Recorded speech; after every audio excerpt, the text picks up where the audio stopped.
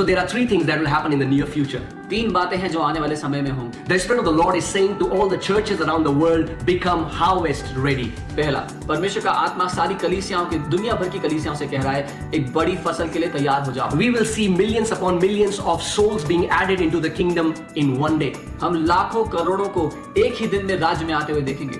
The influx of the souls would be so strong that no church would be able to contain, no building would be able to contain the souls that will be added. और वो भीड़ जो कलीसिया में आज जुड़ जाएगी, वो इतनी बड़ी होगी कि कोई भी कलीसिया की इमारत उसको संभालने के लिए बड़ी नहीं। That's why we will see houses being run in different churches being run in different houses. तो हम देखेंगे आने वाले दिनों में अलग-अलग घरों में कलीसियाएं होते हुए।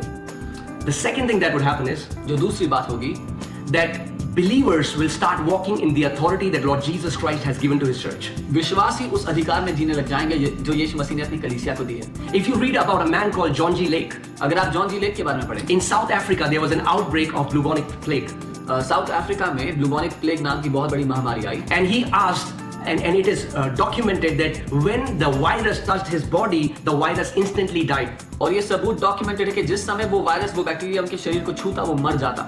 When thousands were dying all around him, John G. Lake was divinely protected. जब उनके इर्द गिर्द हजारों मर रहे थे, तब भी जॉन जी लेक अद्भुत रूप से सुरक्षित थे। And when everybody asked him the secret, और जब हर किसी ने उनसे ये रहस्य पूछा, he said, the law of the Spirit of life in Christ Jesus has set me free from the law of sin and death. उन्होंने कहा, आत्मा की व्यवस्था ने मुझे पाप और मृत्यु की व्यवस्था से आजाद कर दिया है। And John G. Lake was just a prophetical picture of a generation that will walk with this kind of authority right now. और जॉन जी लेक केवल एक आने वाली पीढ़ी के लिए चिन्ह थे या भविष्यवाणी की तस्वीर थे, और वो पीढ़ी हम है, ये समय है। So if you are that generation, wherever you're watching me, I want you to lift up your hands and say, Lord, I am that generation. तो अगर आप मेरे साथ हामी भरते हैं कि आप वो पीढ़ी हैं, जहां कहीं आप मुझे देख रहे हैं, अपने हाथों को उठाए और कहे, प्रभु मैं वो पीढ़ी हूं। You will walk as a carrier of the resurrection power of Lord Jesus Christ of Nazareth. आप यीशु मसीह की मौत को हरा देने वाली सामर्थ्य को लेकर चलते हैं। The third thing that will happen is जो तीसरी बात होगी, that there is a great wealth transfer that is coming to the body of Christ. एक बहुत बड़ा और बहुत अलौकिक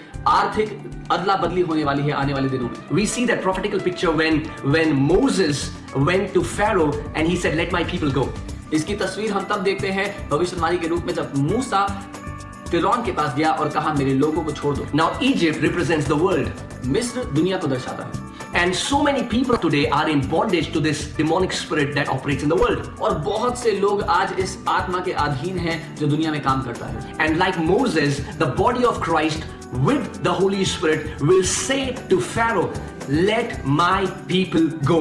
और मूसा की तरह आज मसीह यीशु की कलीसिया परमेश्वर की आत्मा की सामर्थ्य से इस दुनिया की उस आत्मा को आदेश देती है कि उन लोगों को, मेरे लोगों को छोड़ उनको जाने दे। After that we see Pharaoh release the people. और ऐसा होने के बाद फिरौन ने मिस्र से उन लोगों को जाने। Not only the people were released, but the Bible says Egyptians gave all their gold and silver to Israelites. सिर्फ इतना ही नहीं, हम देखते हैं कि मिस्र के लोगों ने अपना धन, अपने दौलत, अपना सारा सोना चांदी इजराइल के लोगों को दे दिया। And that is what is going to happen in this year. और ये है जो हम देखेंगे इस साल होगा।